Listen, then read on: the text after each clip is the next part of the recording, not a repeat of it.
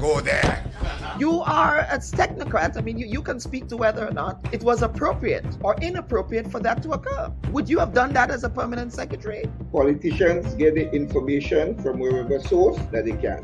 That's going to be the extent of your answer. Yeah. Don't go there.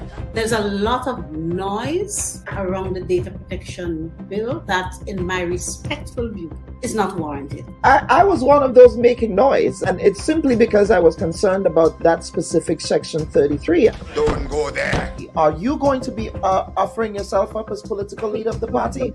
I see you've called me here for much more than diplomatic passports. I don't mind that. Don't go there. What is the relationship like between you and your leader, Dr. Mitchell, your boss, Dr. Mitchell? I'm not sure how to explain how to answer this question at this time. I prefer not to answer. Don't go there.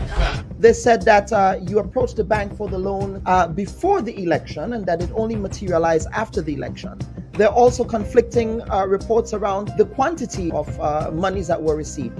What is the reality here? People try to extort the truth and to make all kinds of things about it. I just stay quiet. So if you notice, I was really and truly quiet about the whole matter. Well, except with not with the New Today newspaper. The New Today newspaper reported on this, so I'm not sure you were quiet on this. Go ahead, Honorable. Go ahead. Well, I'm just trying to answer your question, right? Don't go there. I think we just spoke at length about the regularization framework. So yes, we did. But let us talk, Prime Minister. Let us talk about the workers who are dismissed. The Bub Report. We go there. A pleasant good morning to our viewers and listeners, and we welcome you to this week's edition of the Bub Report. Now, on January 7th, 2021, one day after insurrectionist rumblings shook Washington, D.C., Venezuelan President Nicolas Maduro engaged in some saber-rattling of his own with the issuing of Decree number 4415, which claimed exclusive Venezuelan sovereignty over the waters and seabed of Guyana's northern Caribbean coast, west of the Essequibo River. Maduro's decree created a strategic zone called the Territory for the Development of the Atlantic Facade, which extends 200 nautical miles from the Orinoco Delta into the Caribbean Sea. According to President Maduro, the establishment of this zone represents part of the battery of legal, diplomatic, political, and state actions to defend Venezuelan sacred rights of 200 years of the Republic. The decree provides for a single authority to manage all aspects of the strategic area. It has a board of directors with representatives from the 7 vice presidents and the armed forces, as well as the Ministry of Foreign Affairs, with a mandate to handle revenue, taxes, and import facilities, among other responsibilities. Now, Decree number 4415 constitutes a major development in Venezuela's reaction to a December 2020 affirmation of jurisdiction by the International Court of Justice in a case brought against Venezuela by Guyana, Venezuela's neighbor, of course, to the east. The case pertains to the dispute triggered by Venezuela's claim, first raised in 1962, that the 1899 Paris Arbitrarial Award, which determined the border between the two countries, was based on collusion between some of the arbitrators and was therefore null and void. On these grounds, Venezuela claims all of Guyana's Essequibo region, which constitutes roughly 3/4 of Guyanese national territory. While this dispute has undergone many twists and turns over the past 5 decades, all attempts at a permanent resolution have failed, leaving the United Nations Secretary General with no choice but to clear the way for the International Court of Justice adjudication in 2018. The stage is now set for the ICJ to consider the validity of the 1899 Arbitrarial Award and render a judgment which is likely to be favorable to Guyana. January did not mark the first time that Venezuela has intimidated and threatened to annex parts of Guyana. In October 1966, just 5 months after Guyana won independence from the United Kingdom, Venezuela deployed troops to seize and occupy the Guyanese portion of the island of Aconco, situated on the littoral border between the two countries. The Venezuelan troops are still there, occupying the 7-square-kilometer island at the confluence of the Cuyuni and the Wenamu rivers. Now, 2 years later, in July 1968, the president of Venezuela, Raul Leone, issued a decree of the sea which aimed to annex a 12-mile marine belt along the coast of Guyana between the mouth of the Essequibo River and the Winley Point, and claims the zone as part of the territorial waters of Venezuela.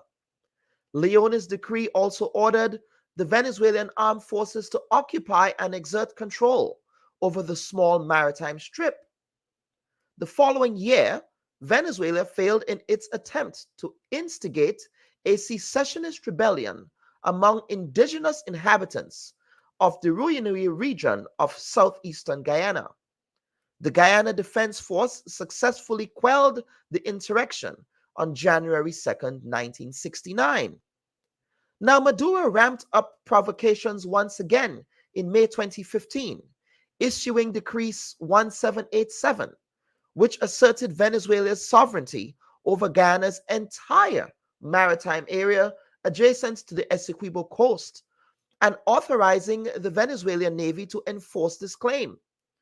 Maduro's decree divided Venezuela's coastline into 4 defense areas, one of them being the Zona Operativa de Defensa, an integral maritime insula of the Atlantic region, or the Atlantic Operational Maritime and Insular Defense Zone, which extends from the Gulf of Paria, to Venezuela's maritime border with Trinidad and Tobago. The territorial claim made in Decree 1787 would have annexed almost the entire Guyanese maritime zone. The decree also threatened the sovereignty of several neighboring countries, leading to protests from Guyana, Colombia, Suriname, Trinidad and Tobago, and Barbados. In response to such international condemnation, Caracas backpedaled, issuing a superseding decree number 1859, which withdrew the special coordinates of that annex, or that proposed annex zone. The provocations described above are merely a handful of the aggressive moves made by Venezuela against Guyana and other Caribbean islands. Decree 4415 represented a direct reaction to the massive offshore oil discovery, approximately 8 billion barrels in total, in Guyanese waters that very month. Now, Maduro's latest round of saber rattling began after Guyana launched its first ever oil auction, with 14 offshore blocks on offer, with 8 bids received, including from energy supermajors Exxon and Total Energies. Venezuela's foreign ministry from Caracas issued a statement earlier this month in Spanish saying, quote, Guyana's arrogant and hostile position, denying dialogue and diplomacy, is the biggest obstacle to reaching a solution, unquote. Now, Mr. Maduro and his government have arranged a referendum for December 3rd of 2023, in which Venezuelans are being asked to approve the creation of a new Venezuelan state in the Essequibo region, to include, quote, the granting of citizenship and Venezuelan identity cards in accordance with the Geneva Agreement and international law, unquote. The referendum will also ask Venezuelans to say whether the government should continue to recognize the International Court of Justice. Now, critics of the referendum have argued that this is an attempt by the Venezuelan government to measure its strength ahead of elections next year and encourage the ICJ to give it full rights over Guyana's sovereign territory. We here at the Bob Report are not surprised by Mr. Maduro's stance on this matter, given his history of autocratic and dictatorial behavior in Venezuela. It is the want of people like him to resort to the use of force to have things their way, including the invasion and annexation of a Caribbean territory. Already, reports have emerged that this government has deployed 200 Venezuelan soldiers in the border region, saying that the actions is to combat illegal mining. While that may very well be the case, the Guyanese people and the wider world cannot be blamed for treating that act with suspicion, because the saber-rattling rhetoric from Caracas on the border dispute is quite concerning. Now, as the world is firmly gazed on the Israeli-Palestinian conflict, we now have a conflict in our region which may threaten to destabilize the peace and stability that the Caribbean has been known for. Caricom is therefore urged to watch this space carefully and find ways of diplomatically resolving this issue before it gets out of hand. And now for our first segment, we will be joining Chontelle Mc Guire for this month's edition of Mc Guire Money Moves. Taking that recording with Chontelle Mc Guire. Hi everyone, it's me again, it's Chontelle Mc Guire with another segment of Mc Guire Money Moves. Today, I have the pleasure of interviewing Ambassador Gail Mathurin. Ambassador Gail Mathurin is a retired Director General of the Office of Trade Negotiations in the Caricom Community Secretariat, right? She has vast years of experience, which we will be highlighting in her bio prior to this. And we have the opportunity to really dig into what Caricom has been doing over the years. Because you know they've celebrated their last 50-year anniversary this year. And we thought it would be best to understand how regular Grenadians can benefit from the policies and the institution of Caricom and what it has to offer for different individuals here. So today that will be our focus of this segment. And I will also like Gail to maybe go in a little bit to just start with her background so the audience can get a sense of her work with Caricom and her work over the years. I know she's worked with the WTO. She has also worked as a permanent secretary in Jamaica. So she has very vast experiences, which we hope that she could give us a little background on her and her work with Caricom in the past. So, Gail, I hand it over to you. Thanks again for being here today. Thank you very much, Chontelle, and thank you for inviting me to participate in your show. It's a great pleasure. Just a quick note on me. I worked with the Jamaican Foreign Service for about 30 years. Had a number of postings in various countries and assignments to various organizations. I didn't actually work in the WTO, the World Trade Organization. I was my country's representative to the World Trade Organization. There's a little difference there.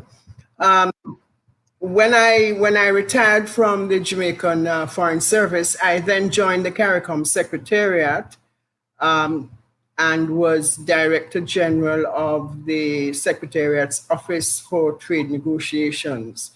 And that was the post I held until I retired a couple years ago. The Office of Trade Negotiations, I should indicate, focused mainly on Caricom's external trade negotiations and relations. Caricom being among other things, a single market and economy arrangement meant that the regional grouping Caricom, through commitments made under the revised Treaty of Chaguaramas, committed to negotiating with third countries trade arrangements as a grouping. Okay. My office at the time managed those activities. Okay, so like with South America, like as a group, we will negotiate different trade treaties, etc. That was kind of that's right. We have trade agreements, I think, with no country in South America. No, that's not true. We have trade agreements, for example, we have with Colombia, Venezuela, Dominican Republic, Costa Rica, and those we negotiated certainly as a group. Okay, that's awesome. So, well, thanks for highlighting that. I think that's one of the major advantages of having Caricom, right? Being established to have all these treaties to make, I guess, business run smoother. So on that note, I'm going to just jump right in. From my understanding, there are three main pillars in Caricom, right? There's a free trade, which allows us to trade among each other well. And I also think that would cover I guess the initiatives you worked on as well with negotiating treaties externally outside the region. And there's also the free establishment of service providers in the Caricom for individuals.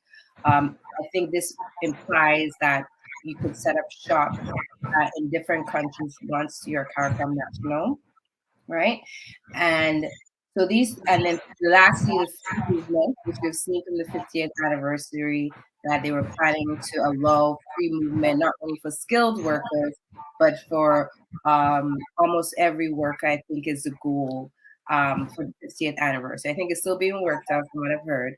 That was the commitment a lot of countries came on board. So these are the three main pillars in my mind, and ways that regular members and citizens of Caricom nations can take advantage of Caricom. So I was wondering that maybe you could, that's my explanation of those three main initiatives, but how would you describe it the same, and how would you describe free trade, free establishment of service, and free movement in your own words? Well, Caricom is a grouping of countries, independent and non-independent, because I don't know how many people know that the Caribbean community includes Montserrat, which still has a relationship with the British government. Okay. One of the aims of the revised Treaty of Chaguaramas is to establish, or was to establish, a single market and a single economy. It is under that general rubric that areas such as movement of persons, movement of goods, movement of capital, the provision of services, etc., fall under. So that, for example, let me just say a few words about movement of goods, because the member states of Caricom have agreed that goods which are made in Caricom can be freely traded to other Caricom countries with little or no barriers. The main barrier that has been removed is that of customs duties. So that, for example, if Grenada, a Grenadian is making nutmeg jam and wants to send that to Jamaica, that product can enter the Jamaican market with without any customs duties being levied. So that's one part of the single market, which relates to goods. The other part of the single market relates to the movement of persons, or more importantly, the movement, equally important, the movement of services. So that, for example, if an insurance company established in Trinidad and Tobago wishes to set up shop in Antigua and Barbuda, it is able to do so with little or no difficulty, because it's a business from one Caricom member state going to another Caricom member state. Then there's the whole issue of the movement of persons. Now, the revised Treaty of Chaguaramas envisages the total free movement of persons among Caricom member states.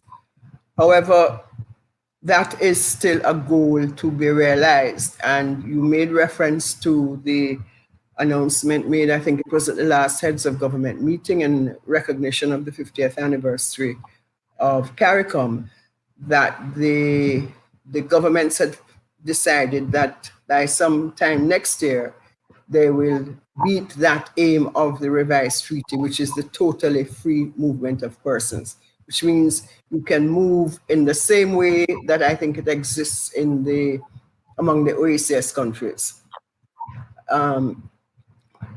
So what is in place at the moment is what they call is the free movement of skilled persons, and various sectors have been identified over the years. These groupings of skilled persons who can move freely and seek work anywhere in the community, or let me refine that somewhat, anywhere in those countries which are party to the single market. I make that distinction because, for example, the Bahamas is a member of the Caribbean community, but it is not a member of the single market and economy. Okay. So these measures would not apply, would not include the Bahamas. So these categories range from musicians, media workers. I know that at some point you will have someone on who will speak explicitly to these categories, because there I think there are about 12, 15 categories of workers, of professions, persons who can move and work freely anywhere can move and seek work freely in any CARICOM member state. So it includes professionals, it includes graduates of tertiary level institutions. It also includes agricultural workers who are certified.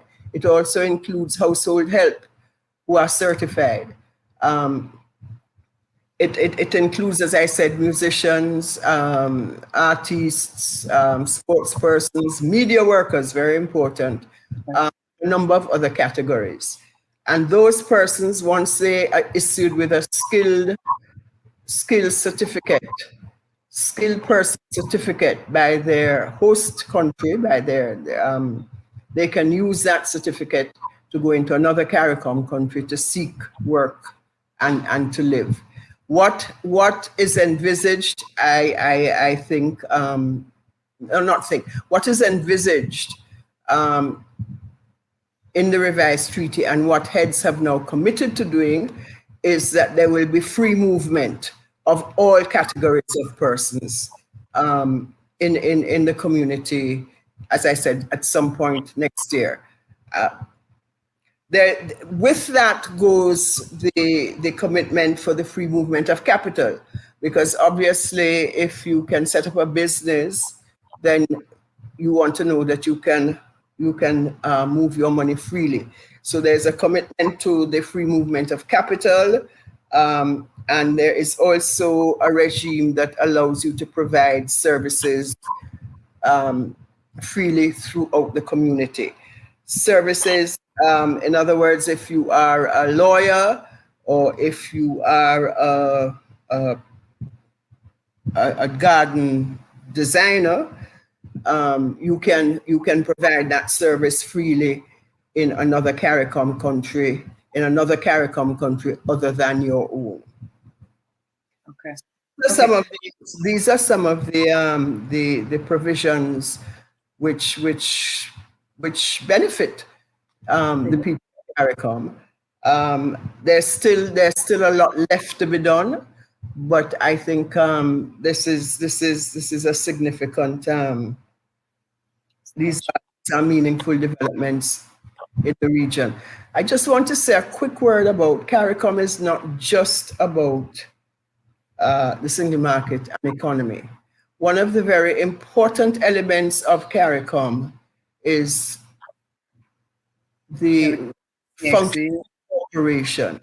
So that, for example, yes, you just mentioned it, the Caribbean Examinations Council sets the curricula and examinations for all of our secondary schools throughout the region. The Caricom Disaster Emergency Management Agency, SEDEMA, assists in the whole issue of disaster preparedness and disaster recovery. And of course, given where we are in the world, where we are, given our geography, given the whole, the threat, more than threat, given the reality of climate change, pooling our resources in that way will become even more important. In another example of the regions coming together for the benefit of its citizens is the establishment of the Caribbean Court of Justice. The provisions of the revised Treaty of Chaguaramas are adjudicated by the Caribbean Court of Justice, and every Caricom member state, which is a member of the Single Market and Economy, is governed by the CCJ in its original jurisdiction. What does that mean? That means that the provisions of the treaty, the revised Treaty of Chaguaramas, is that, well, let me rephrase that. What that means is that individual member states have agreed that the CCJ will be the final arbiter in interpreting and adjudicating on the provisions of the revised Treaty of Chaguaramas. So all the CARICOM member states, which are members of the Single Market and Economy, adhere to the CCJ in its original jurisdiction. I won't touch the issue of its appellate function. I'm not qualified to do that. Okay. But the point I'm making is that if disputes arise with regard to the application or interpretation of the single market provisions, it is the CCJ. The CCJ will be the final arbiter, and the CCJ rulings will be binding on member states. Okay, so for instance, if like I tried to set up a solar company in St. Lucia, and I feel like for some reason maybe the government is not adhering to my setup, I'm getting barred from certain services that I should get as a CARICOM national, I could go to the CCJ and explain or hire a lawyer to figure out, hey, they're not adhering to the treaties that we have for the single market economy, and it's affecting my business. Those are the ways that disputes are handled. Is that correct? Well, that is yes, but I should point out that certainly I think member states. Well, let me just talk about the process of how a dispute would be handled. If you, as an investor from one CARICOM state into another, ran into difficulties, you would bring those issues to the attention of your own government. Oh, okay. Because there are councils of CARICOM, and these councils, and in particular, I am thinking of the Council for Trade and Economic Development, which oversees and manages, I think I can use those words, the single market and to some extent the single economy. And what member states tend to do is they will bring the issue to the council, to the COTED. It's colloquially known as, by its acronym, the COTED. Will bring the issue to a meeting of the COTED or to the attention of the COTED with a view to seeing whether it can be resolved at that level without actually having to take it to court. But in many cases, issues have gone to the court, not able to find a resolution at that level, and the country or individual has taken the matter to the court. And the ruling of the court is binding on the parties. Okay. So there are mechanisms for resolving disputes. Okay. Where and when they arise. Okay. So I've heard that small islands such as Grenada, I know you're from a big island, Jamaica, we tend to have a little bit of special treatments when it comes to Caricom. I don't know how comfortable you are speaking to them. I think I heard, like, for instance, like if we have like a protected product, maybe say we're doing chicken feed or something, there may be special provision in Caricom or special treatment to like kind of safeguard the industry from getting flooded with outside cheaper products. Are you familiar with that? Well, I'd say a little bit about this, and I'm saying it on the assumption that you, on a follow-up program, you will be speaking to those who are actually in the weeds, in the trenches at the moment, okay. And who are currently working on issues such as these. Yes, the revised treaty recognizes a group of countries, has special measures for a group of countries identified as the less developed countries, okay. LDCs. And the LDCs include all of the OECS countries. Some of the special measures relate to the one that you just mentioned, so that, for example, Grenada can identify a product that it produces that is also produced elsewhere in the region. Recall I had mentioned that one of the regimes under the single market is the free movement of goods. Yeah. The customs, the duty-free movement of goods. Grenada would have the right, once there's an agreement of all of the other members of Caricom, member states of Caricom, to retain duties on that product, even for imports coming from other Caricom countries.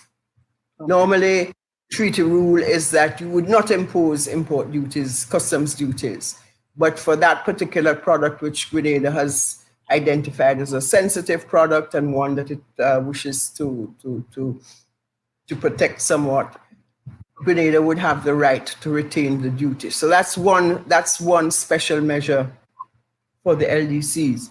Another is the establishment of the Caricom Development Fund, which is a fund that has been specifically set up to assist less developed countries, regions, and sectors within Caricom. And their financial and technical support is provided to those countries or sectors or regions as requested and as determined. So those are some of the special measures for that grouping or subgrouping within Caricom identified as the less developed countries. Okay. Well, that's great. And what is the process to get this special treatment? Is it that all the countries have to agree to what falls under it? Like, for instance, is a specific product, or is it like a longer process, or is it like staple before? I'm wondering how easy it is if you start doing something new in Grenada and you want to protect it, or these are like really established a long time ago. Like a lot of these the Council for Trade and Economic Development plays a key role in that process. Oh, okay. The country concerned, there's a process for determining what products will be granted that treatment, and it is determined within the Council for Trade and Economic Development. Okay, within that council. Okay. On that note, I don't think we elaborated on what a council is, but maybe just, maybe we could start there. Like, could you describe what a typical council does within the Caricom? Like how they get elected and how they're run, and I know they have their individual mandates, but if you can just elaborate a little bit more on what a council is within Caricom. Well, Caricom is a grouping, as I said, of independent countries, and the revised treaty covers a number of areas. Trade is one of them.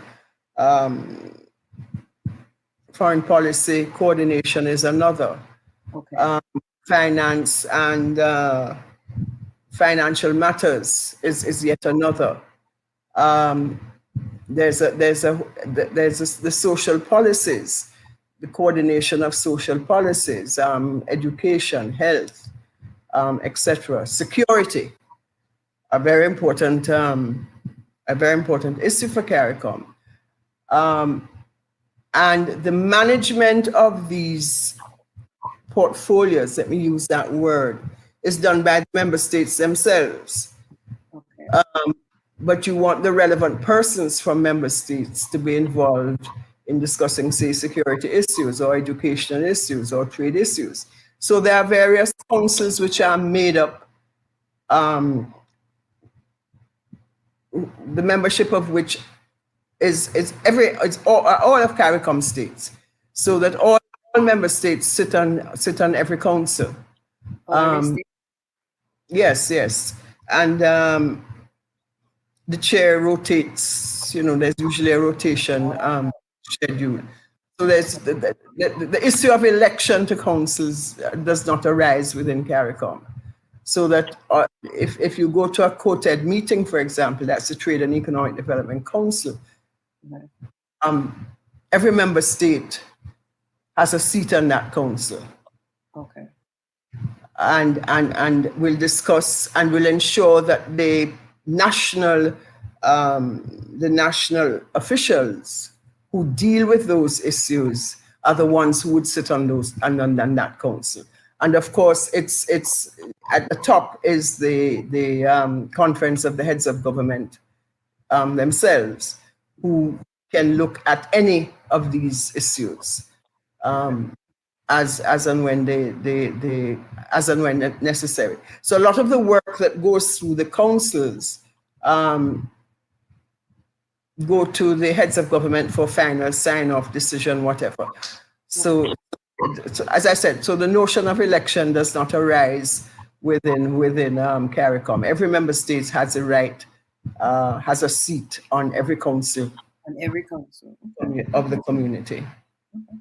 And do they always have representatives? And do some islands are smaller and like, I don't know, how often do they? I worked closely with the Council for Trade and Economic Development, and I can tell you every member state was always represented at every. Everyone. Well, that's a very important one. So everybody will want to be there. And let me also say the technology has made that a lot easier. A lot easier because during the period of COVID, these councils met remotely. Okay. Heads of government met remotely. In fact, I recall the former Secretary General saying that he had never had to convene so many meetings of the heads of government as he did during the period of the COVID pandemic. Oh, wow. Heads normally meet twice, 3 times a year, but in COVID they were meeting almost every month. So and this was made possible by the technology, so that even if a member state is not able to send a physical delegation, they are still able to participate very actively in the deliberations of the councils. Okay. Okay, well, thanks for explaining the councils. And that, my understanding from that is each member state is represented. And, they're based on the portfolios within Caricom, like what the major initiative is. Like I assume CXC have its own council, the trade has its own council, etc. So that's kind of how Caricom is divvied up. And that was kind of one of my last questions about how we could benefit from Caricom. I will reiterate, there's free trade, meaning once your good is produced, you get no customs in other countries. Free movement, basically you could go look for work at other places. Once you're classified skilled worker, and you can look on the website also, they have a list of ranges of what is qualified as skilled worker, and to be honest, it seems like almost everything. This is very wide, but and then as Gail mentioned, Ambassador Gail mentioned that we will also be moving to where anybody can start to look for jobs in other countries. And then lastly, the free service establishment of services. You could go as a lawyer or start a new business in a country, and you should be able to get the similar treatment that you would get as a citizen of that country there. So those are some of the major advantages we can take advantage of as a Caricom national. And then just to close, Ambassador Gail, I was curious. You've been in Caricom a long time, and I know we spoke on ends about different ways to move Caricom further. How would you divvy up if you had to have things your way? What would be some of the 3, maybe top 2 initiatives in Caricom to focus on moving forward? I think one of the issues that we always have to address in the region is the issue of implementation of decisions taken at the regional level. And many times implementation lags because member states may not have the capacity at the national level to do everything that's necessary in order to bring a particular decision into reality. And I think that if we could find a way to assist, if we could find a way for some kind of regional approach, a cadre of officials with skills such as legal drafting, consultation, conducting consultations, or helping countries conduct consultations at the national level, public education, to come in and help member states with the whole process of implementation. I think we have to be very practical and very pragmatic, because the Caribbean community at the end of the day is a grouping of independent countries. And so, you know, we're likely to have a top-down approach where the center says this should happen and this will happen and this will happen, rather like the European Union, which, as you know, has a center which is empowered to bring about European Union rules and regulations to ensure that they're implemented at the national level. I don't see that happening in Caricom. I don't see the center ever, certainly not in the near term, being authorized to do that. But I do think there is room for a regional grouping, maybe under the umbrella of the Secretariat, but there are other regional institutions that, that kind of function could fall under, that member states could draw on to assist with the process of implementation of regional decisions and regional regimes. Okay. Is it, listening to you speak there, is it sometimes also the funding could be stopping the implementation, or normally they already have all the funding before they need to roll it out? Funding is an issue. I mean, it's an issue in so many aspects of our development in the region. You know, access to sufficient resources. It's a major issue. So that's part of it as well. But I so maybe I am envisaging somehow access to additional funding. And I don't want, I'm not sure that I can give you an answer as to how you would get that additional funding. But you know, there are creative ways of doing some of these things, I think. But I think the more important thing is to empower, as I said, a group of regional officials, provide hands-on technical and other types of advice to member states to assist with that process of implementation. Grenada, I think, started an implementation ministry itself. So it's, we seem to be doing a few things around Ireland. So I think that sounds like a great idea for Caricom in general to really figure out, because I mean, I guess there's a lot of things we want to do and you get signed off on and you fall through the wayside if you not really have a solid plan how to get it in. So I could definitely see that's an area of improvement for our region. So thanks for sharing that, Gail. And so that was my last question, and I thank you for the time today, giving us this high-level scope of Caricom and how we can utilize all of the treaties that exist and, you know, the interactions between our nations that can help propel us personally in our business ventures or personal ventures. And I really appreciate you sharing all your experience with trade today.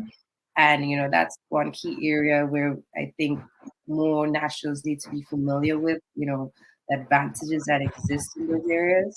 So we can monopolize and get excited to start new businesses, you know, and to really help evolve our Caribbean economy. So I really do appreciate the time that you spent today with us. Thank you again, and thank you for having me. And I know that going forward, you will be able to, you will have an opportunity to talk to some of those Caricom officials who are actually involved in these issues. Right. And that would be great. I heard that there's a big like food security initiative that I would love to dive into. So it would be great to talk to someone. Exactly, right. Thank you, Gail, but appreciate the high level. It's a great intro to Caricom, and you know, thank you for helping us out with our 50th anniversary of appreciation. Just a plug for another plug for Caricom. We are the longest surviving grouping of developing countries in the world. Whoa, the longest surviving. Yes, that's right. How old is you? Yeah, we have a lot. Well, I said developing countries. Oh, developing. Okay, yes, sorry. Developing countries. Yeah, that's pretty amazing. That is pretty. That means we do it better like some of the African nations, right? We have a lot of developing nations there, so that's pretty impressive. And we're lots alike, so there's so much we could do together. So, but thank you again, Gail. You're welcome, and congratulations on your initiative. All right, appreciate it. We appreciate all the help. Come back again. Hopefully, we'll have you on next time too. So we'll end there today. Thank you guys for the time and energy. I hope you learned a lot from our segment today of Maguire Money Moves. And we look forward to speaking again with you next month. Thank you. Should your loved ones pass on, they deserve to be treated with dignity. And at S.A. Johnson Funeral Home, we can provide you with that service. We can take you every step of the way during your sorrowful moments. When that need arises, call S.A. Johnson Funeral Home at 347-777-9797. That's 347-777-9797. S.A. Johnson Funeral Home is a Caribbean family-owned funeral home here in Brooklyn, providing funeral services, but in a dignified way. From cremation to burial to the repatriation of your loved ones, you don't have to go through the hassle, as we provide exceptional service that allows you to mourn and heal peacefully. For more information, visit our website, www.sajohnsonfuneral.org. Send us an email at sajfuneral@aol.com or call 347-777-9797. S.A. Johnson Funeral Home, because you deserve to be treated with dignity.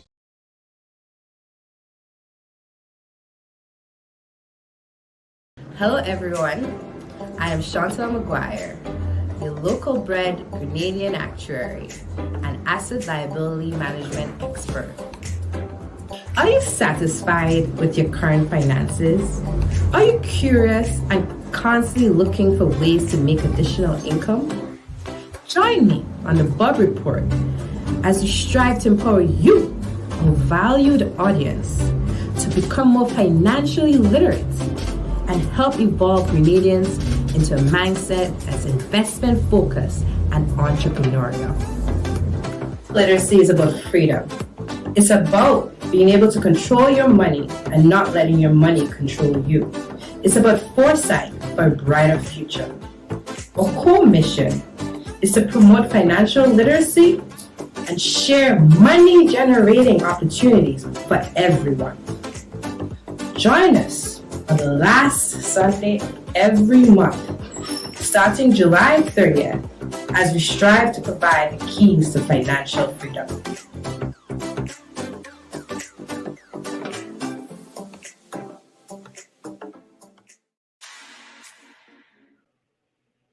Viewers and listeners, welcome back to this week's edition of the Bob Report. Now, originally, we intended to have a panel here in which we'll be discussing government's second phase, the second phase of government's low-income housing program, in which citizens will be required to obtain financing from private financial institutions in Grenada in order to access the monies needed to purchase those leaseholds at the Housing Authority of Grenada. But unfortunately, all parties were not available this weekend to have this conversation. But I'm happy to be joined by someone else who has graced the program before. It's always a pleasure to have Mr. Richard Duncan on the Bob Report. Mr. Duncan, welcome to the program, sir. And today we will be talking about investment migration. So welcome, sir. Yeah, good morning, Kelon, and thank you for having me. It's always an honor to be on your program to shed light on whatever issue I'm capable of so doing. Thank you very much. Absolutely. I like that you say that you're capable. You're putting that caveat there. So, Mr. Duncan, now, investment migration, it continues to be a heated topic of debate within the national community. And of course, it still has, unfortunately, a reputation, shall we say, a negative reputation in many respects. Now, what is it about the reputation of the CBI program that requires the Citizenship by Investment Unit to now hold public education programs that are intended to sensitize the population about what the CBI does? Okay, Kelon, so I think the first point of departure is that if you do not give people information, they will use their imagination. Yes. And oftentimes they imagine the worst. So here it is, you have a program that was launched almost 10 years ago, and there is very little by way of public policy statements made by the line minister in terms of what it is this program is supposed to deliver, for Grenada, how it works. The unit itself has done precious little to say what it is they do, how they do it, why they do it. And we believe that the absence of that information has led to people imagining the worst as to what the Citizenship Investment Program is all about. They feel it's a dark, area that is murky, and therefore we believe that it is incumbent upon us to share information with the public, to edify, so that they may understand and appreciate what it is the CBI is all about, what we do, how we do it, and why we do it. Don't you think though that murkiness came from at the inception of the CBI program, the types of characters that we were attracting to the program initially, without the due diligence and without going through? Obviously now we do have a much more stringent program in respect of who we attract. But do you believe that contributed to sort of the public reputation of the CBI program as being negative? It has, but let us segregate the previous era around, I think, 2001 and prior. So there was a very, what would I say, poor effort back then, right? And it actually came to a halt. However, when we look at the law that was passed in 2013 and the program that was put in place, it was far superior to what existed before from 2013. So yes, there were unsavory characters in the previous program. The unit that was set up at the time was promoting, regulating, selling, and it was not done well at all. That's why it came to an end. And in 2013, the government went back to the drawing board and rebuilt and redrafted the current program that we are seeing. However, precious little has been done to say how well this program is organized, what the law provides for, how those who are charged with the responsibility of running the program are executing the duties and responsibilities, and of course, the success, the failures, and the impact of both on Grenada economy and its fiscal performance. So we have to put that in that particular context. And might I say, just for the record, between 2013 and now, there has been no investigation, there has been no press coverage that has revealed anyone who has become a citizen by investment in the Grenada program since 2013 who turned out to be an unsavory character based on information that ought to have been known at the time that the person was granted citizenship, nor has there been any such one who has committed any act since that warrant questions to be asked or eyebrows to be raised. Many of the characters, or all of the characters that people like to talk about, especially in the diplomatic circle, are not citizens by investment. In fact, some of them are not even Grenadians. And the passport that they held had nothing to do at all with CBI adjudicating the merits or demerits. So I just want to, again, for the record, make that absolutely clear. Now, let us talk about your public education mandate. Again, you articulated earlier in your opening comments the need for it. But what else would that public education mandate do? Well, apart from enlightening people, I think that the broad affinity to the program by Grenadians is something that we need to ensure happens. I think when people are informed, they're better able to hold the leaders to account.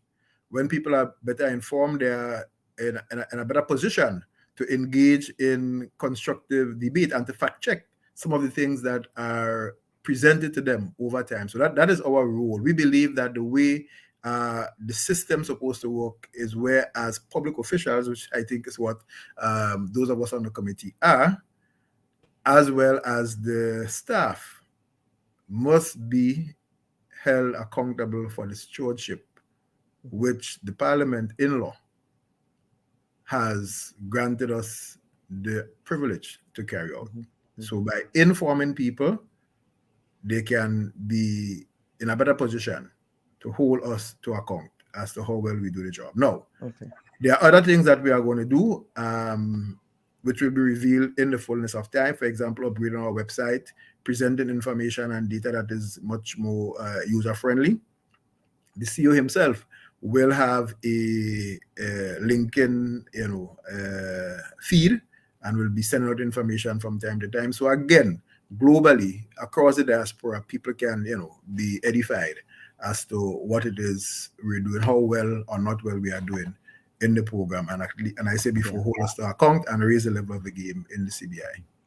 And I'm glad you mentioned edification there, because even I was educated on the nuances of the program in respect of the fact that you do have two streams, if you will. There is a National Transformation Fund, and there is the direct investment option. And I'm going to share that from the CBI website, because I was not even, as a journalist, I was not even aware of that. So and again, Kellon, we do not blame you. We at the CBI have not done that which we're supposed to do in light of what we know abounds to make the space a better space. So don't feel badly.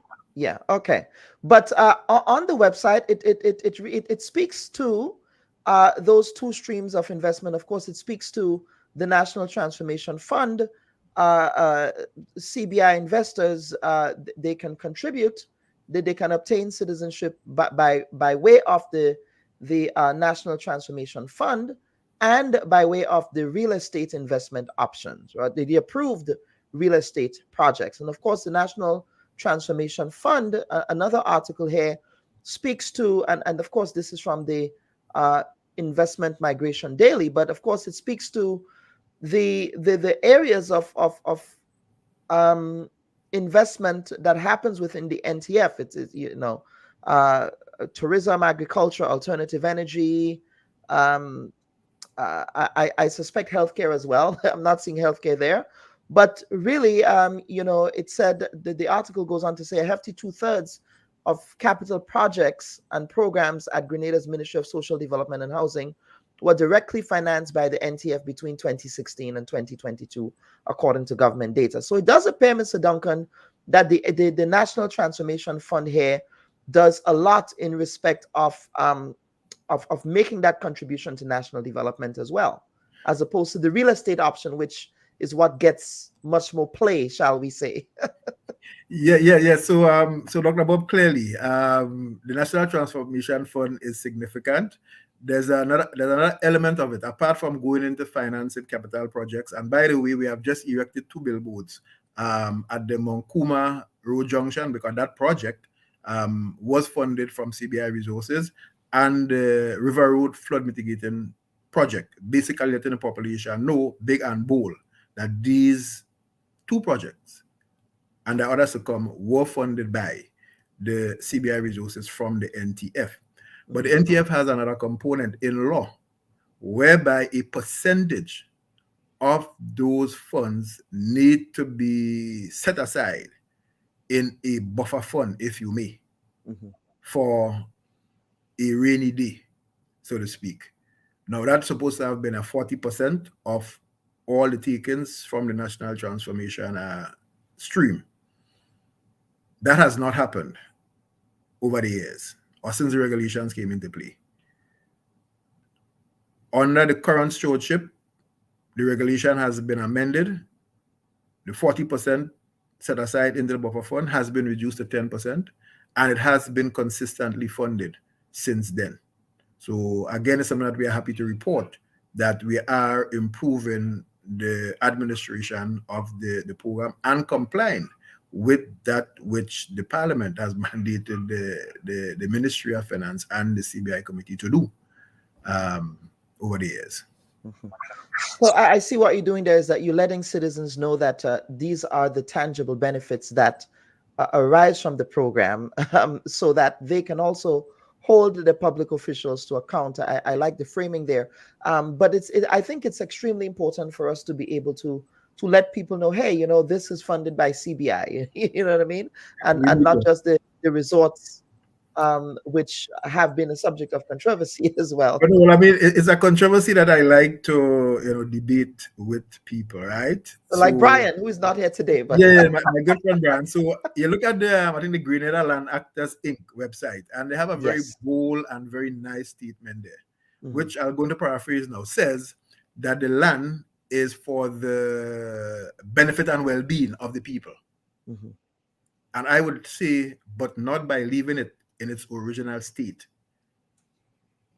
Not by leaving it in its original state. So, for example, the Point Saline Peninsula, with a black sand beach, a salt pond, and a white sand beach, where the Atlantic and the Caribbean Sea met on that peninsula, has been transformed, losing the black sand and the white sand beach and the salt pond to build the Morris Bishop International Airport. And I'm saying that when you are going to say the land is for the benefit of the people, I'm saying that is right, but you cannot leave it in its original state.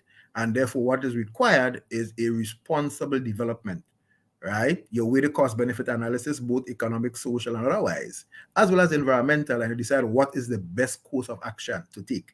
So with many of these resorts now, the question really and truly is whether and to what extent the land has been responsibly transformed, taking into account environmental consideration. In terms of the economic merits and so on, for me, that's a non-debate. in terms of job creation, making the airport more viable in terms of having adequate quality hotel rooms on the island and so on. That's a non-debate. So, and then in terms of whether or not it has been responsibly done, that's a debate for the environmentalists and other people. But you have a plan and development authority, you have environmental sciences and so on, who would delve into these things, give the necessary approvals, and modify based on what the developers put before them to make sure that there's a balance in the process of developing the land. So again, I repeat, the land is for the benefit and well-being of the people, but not by leaving it in its original state. That's my qualifier. Well, that's the qualifier there. Now, the land actors and other people involved in that space would say to you, Mr. Duncan, that the Planning and Development Authority, yes, you have the authority there, but they have not been properly enforcing best practices in respect of the sustainable management of the land. And that might be so. So I always like to say, he who asserts must prove. So let us prove that the Planning Authority has fallen short, and I believe that they have in some respects, because they might have been inadequately staffed quantitatively and qualitatively.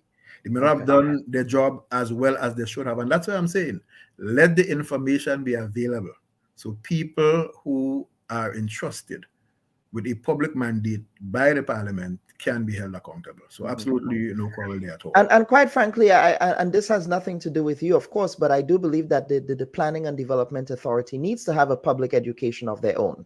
To me, they're notoriously secretive. They don't like talking to the media. One of them hung up the phone on me a couple of years ago. So there is that. But we have a question here from Nicole James Phillips. She's asking, what is considered a rainy day? Right. So the regulations will have in it the triggers that will cause that fund to be drawn upon. So oftentimes we like to see in economic terms, if there's a shock, for example, if there's a pandemic, we know the COVID-19 obviously caused people to borrow deeply or to dip, right, in certain funds and so on. Or if there's a global economic recession for whatever reason, you would want to, look into that. So there are in the regulations conditions under which and there's a committee or board that oversees that fund will be able to adjudicate and to make the necessary drawings for the use of the funds. Absolutely. We have another viewer comment from Margaret. Good morning, Margaret. Margaret is saying it doesn't matter how we nice up these inherently passport selling schemes. How viable would these programs be in the long term, especially in the face of the European Union's most recently raised security concerns and the threat to suspend visa exemptions for countries with these programs? Mr. Duncan? Yeah, well, that's a very nice question. And I like to start off with the context and perspective of citizenship by investment. And I like to start with Acts 22 in the Bible, verses 23 to 28.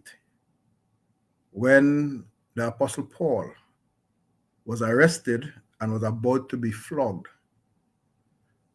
and he asked the centurion when he was stretched out to be flogged, is it right to flog a Roman citizen who has not been found guilty? And the centurion was shocked. He went to the commander to say, this gentleman is a Roman citizen. The commander came over to Paul. Are you a Roman citizen? And Paul said, yes, I was born a Roman. And the commander replied, I had to pay a lot of money for my citizenship. The point is, investing a sum of money or purchasing or paying a sum of money to a treasury to obtain citizenship is not new at all in the civilization of mankind. It is there in the Bible, Acts 22, verses 23 to 28.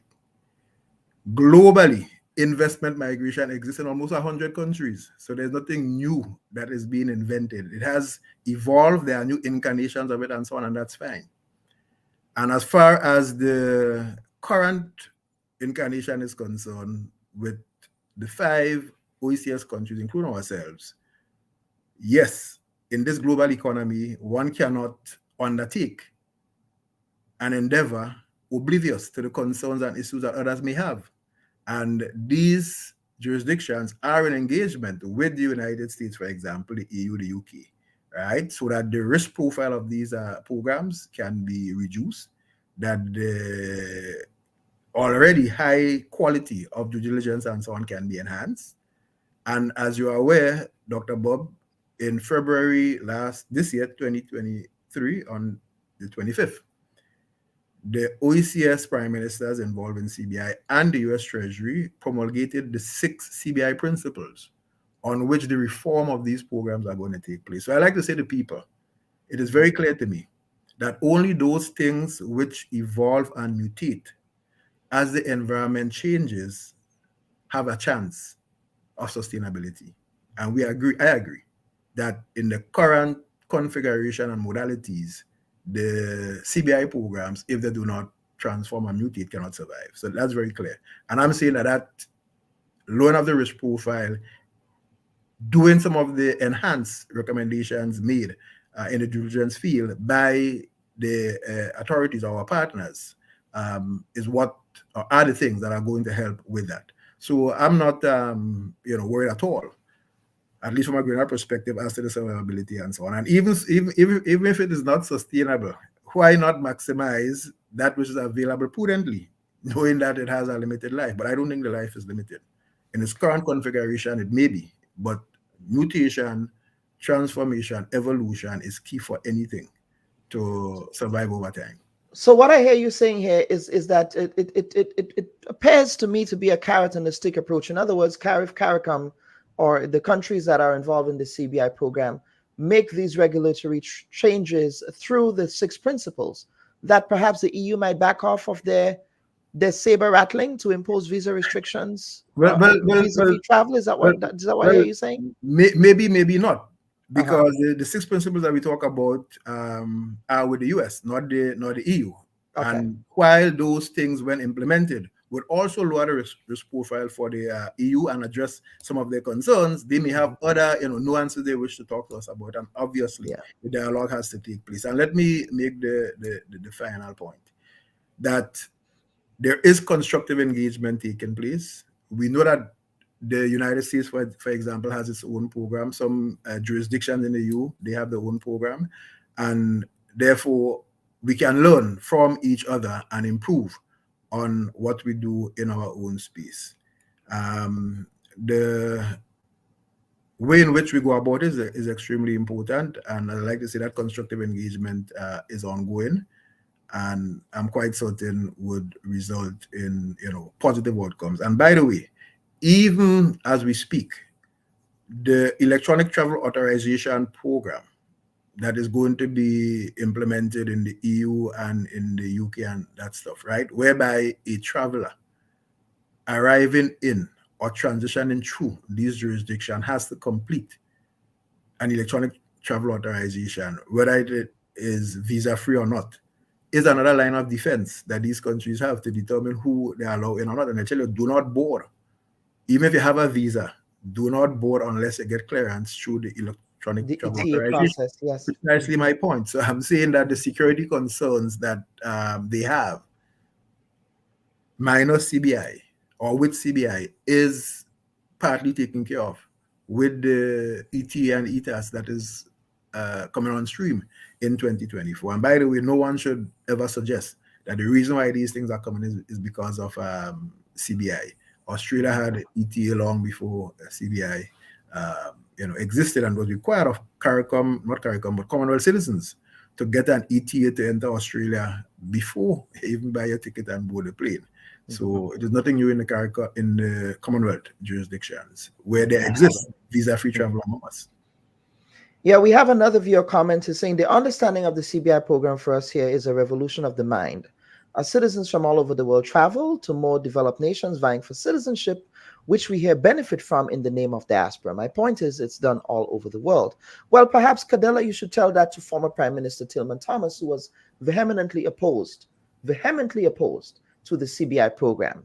And his party is in power now, and his party is singing a different tune there. I just thought, it's interesting how time makes a difference there. Okay, but if you wanted to comment on, or no, I wouldn't comment on that. Yes. That is not within my domain. Yes. Right. Yeah. No. Yeah. So let us talk, Mr. Duncan, about, and finally, let us talk about the symposium. I'm going to proceed with sharing the flyer here for the benefit of viewers and listeners, and for the benefit of those viewing from the St. Andrew area. Let me go ahead and share that screen here about the CBI symposium. So it's called Demystifying Investment Migration, a public symposium that will be held on the 3rd of November, 2023 at 6 p.m. at the Deluxe Cinema.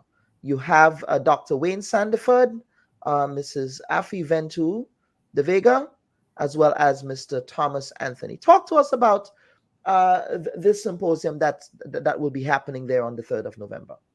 Okay, so first of all, Kelon, I like to make the point that St. George's is not Grenada.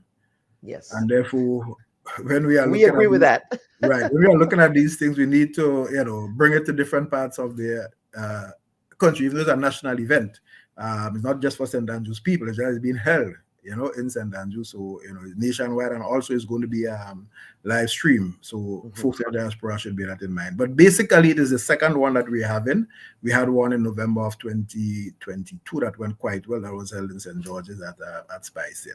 So it is that we are going to be having a quality, robust presentation by Dr. Wayne Sandiford on the origin, the history, the context, the size, the scope of investment migration, which, as we know, has two main flavors. You have citizenship by investment and you have residency by investment. Our preference here has been for citizenship by investment.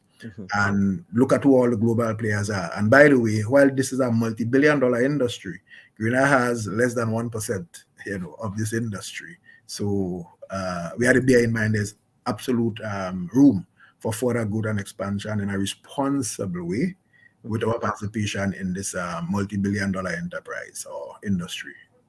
The other presenter, Thomas Anthony, is a highly respected practitioner. He's the CEO of the CBI unit here in Grenada. In fact, he's just out of London where they launched a book on investment migration. So the academicians in the universities and so on have been studying and writing on this whole economic sector, for want of a better word, over the years. And this is an excellent and well-renowned university academician who has produced a book. And he was there as a panel for the book launch and review.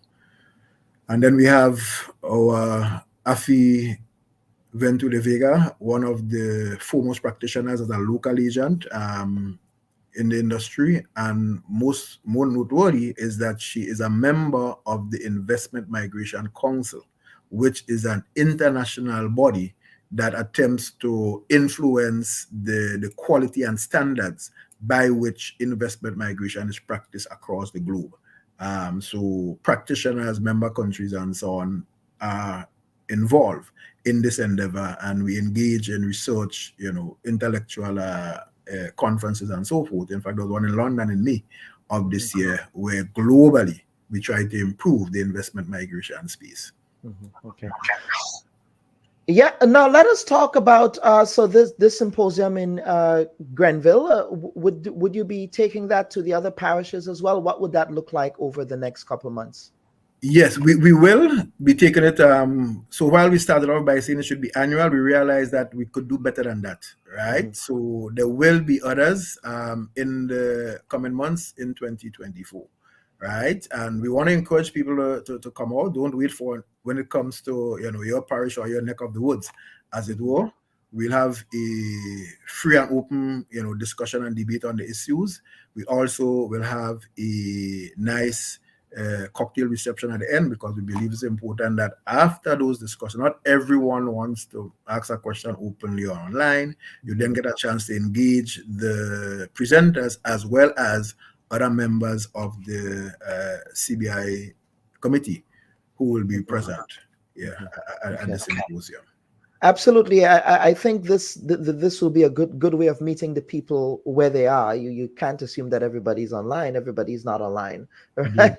And so having that kind of dialectical engagement with the people, I think is extremely important, which also would go a long way in, as it's perfectly framed, demystifying some of the negative reputation that program has come to develop over the years. Now, Mr. Duncan, before I segue into the other issue, just let me say yes. to that there will be a very simple survey coming to the end of the event, where we ask people a couple of questions, because we believe that we need to measure not how well we are doing, but how well people say we are doing with respect to that particular event. So we will be asking people to scan a QR code.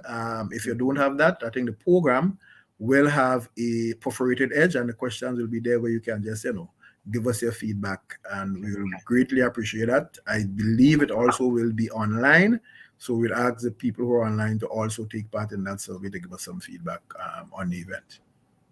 Absolutely. Now, Mr. Duncan, switching gears, you've worked in banking for many years. In fact, you're probably one of Grenada's most reputable banking managers. You are aware, sir, of the requirements for getting a home loan.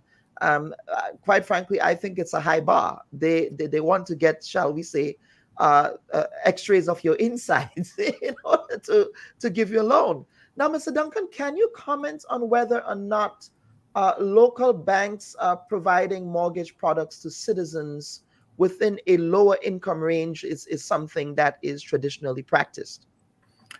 Okay, so let us be clear.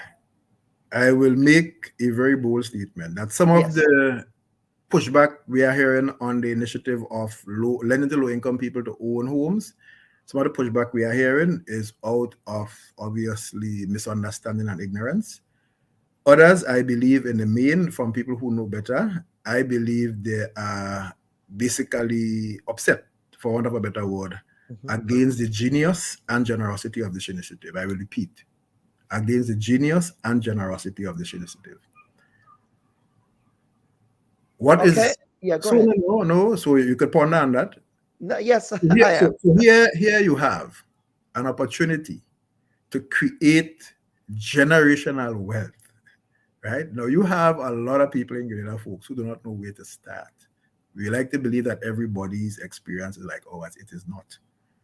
And therefore, in some instances, less than $500 a month, which you cannot get any one bedroom place decent to rent for that amount, you are going to be given an opportunity to own a home for less than $500 a month in some instances. And that is made possible by the fact that the government is doing a couple of things. One, providing a guarantee. Most lending institutions, I don't like to say banks because NIS is lending as well, so I like to say lending institutions, right, have the comfort that if you do not pay, the guarantor will step in. So the credit union or the lending institution or the banks and so on, they will not lose if the person fails to pay because the loan is guaranteed. But apart from that, you can also sell the property because it's mortgaged to you as the lender. So you as the potential homeowner, right, have the backing of a guarantee, which the bank take very great comfort in, or the credit union or the NIS, as the case may be, GDB and so on, to lend you this money. So all it is that the lender is concerned about, or primarily concerned about, is the stability of your income. And I say income and not employment income. Income. Because people have business income, they have employment income. That's what they're concerned about. And I could tell you that the low-income people are most, put it a different way. When it comes to pride, when it comes to pride in your reputation and your name, when it comes to money business, the low-income people, to me, have the greatest pride. The greatest pride. There are people who in the high and middle income and they owe you and they don't give two hoots. They owe the bank and they walk about tongue bumping all over the place. The low-income people feel hurt and aggrieved when they're unable to meet the obligation. And I could tell you from my experience, there was once in the bank, lady applied for a loan, the loan was turned down. I happened to get wind of it. and it was someone that I knew from back in the village. And I said to the head of department, let me tell you something. Give this lady this loan. These are people who will have 2 meals a day, maybe 1, in order to pay you. This is who they are. And that is what has happened. The loan was properly serviced on time as arranged. So I'm saying that to say that the premise that low-income people cannot sacrifice and own property, which they are going to own now, paying back money on a property that the value is more than what they're actually borrowing. So they're starting off in the positive. To me, that's brilliant. The guarantee for the first 10 years, to me, that's brilliant. So the comfort is there in the system for the lending institutions. And I would tell you further that in preparation for the meeting, I did a quick call around. And one lender said, listen, I tell you, we are enthusiastic, we are motivated. He said, this is what our institution has been built on, to help the small man. He said, we have already approved 20 loans, just waiting to be disbursed.